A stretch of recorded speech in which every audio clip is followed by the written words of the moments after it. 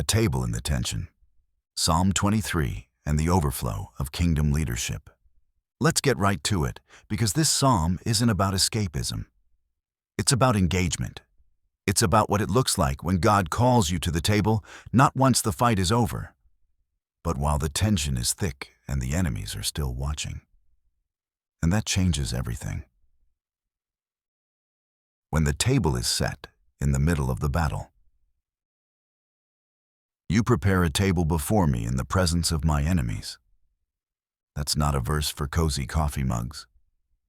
That's a call to courage. Imagine walking into the most high-stakes meeting of your life, with clients who doubt you, critics waiting for your failure, and competitors watching your every move. Now imagine sitting down, not to negotiate, not to defend yourself, but to dine. That's the image David is giving us. Not a shield, not a table, not a sword, but a feast. The paradox of kingdom leadership is that God doesn't always remove the tension. He invites you to rest in it. For the business owner navigating uncertainty, and for the professional building something that others don't yet believe in. This verse says, you don't need everyone's approval to be honored. You just need God's invitation to the table. That's the divine strategy, provision in the presence of pressure. Overflow isn't accidental. It's intentional. You anoint my head with oil. My cup overflows. Now we're moving deeper. Anointing isn't about making things smell nice. It's about marking someone for a purpose.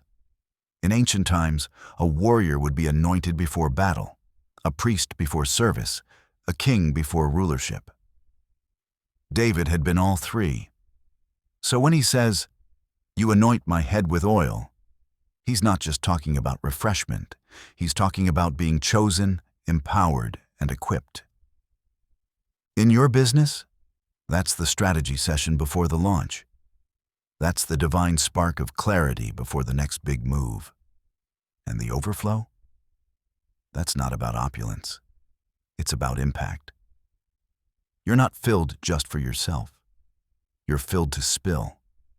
The ideas, wisdom, resources, and grace you carry are meant to overflow into meetings, mentorships, marketing, and ministry. They're meant to change cultures, not just balance sheets. If your cup's empty, your calendar will stay full, but your soul will burn out. But if your cup is overflowing, even your busiest day becomes an extension of God's abundance. Goodness and love are chasing you down. Surely your goodness and love will follow me all the days of my life. Let's talk about that word follow. In Hebrew, it's radaf, which doesn't mean to trail behind casually. It means to pursue, to chase down. God's goodness and love aren't passive. They're not playing hide and seek. They are relentless forces that refuse to let you be defined by failure, fear, or fatigue. They are what holds you together when the plan breaks down and what rebuilds you when the strategy collapses. In life and in business, you will be chased by many things: deadlines, doubts, competitors, and expectations. But only one pursuit will restore your soul: God's. You don't need to hustle for identity when you lead from that awareness. You're not leading to be seen. You're leading because you've been seen. The ultimate ROI, dwelling in the presence. And I will dwell in the house of the Lord forever. Let's bring this home. David is not just focused on temporary success. He's anchored in eternal presence. And if you're going to lead with integrity and impact, you need that same grounding. Your business might scale, your team might grow, and your name might get bigger. But the only question that really matters is this: are you building something that will stand when the storm hits? Dwelling isn't about geography. It's about alignment. It's where your soul sets up home. If your identity is anchored in performance, success will eventually crush you. But if your identity is rooted in the presence of God, you can lead from rest, not from striving. Because here's the truth. You were never called to build a business apart from God. You were called to build it with Him. Build from the table, not the trenches. So what now? Here are a few reflection points to put this into practice.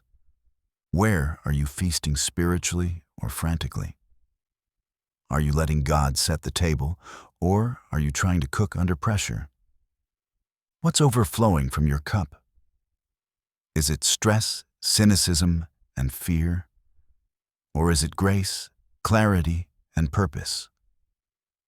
Who's at your table? Are you inviting others into your overflow, or hoarding your energy out of scarcity? What pursuit are you most aware of? The relentless chase of goals, or the faithful pursuit of God's goodness? Professionally, this means building cultures where people don't just survive, they thrive.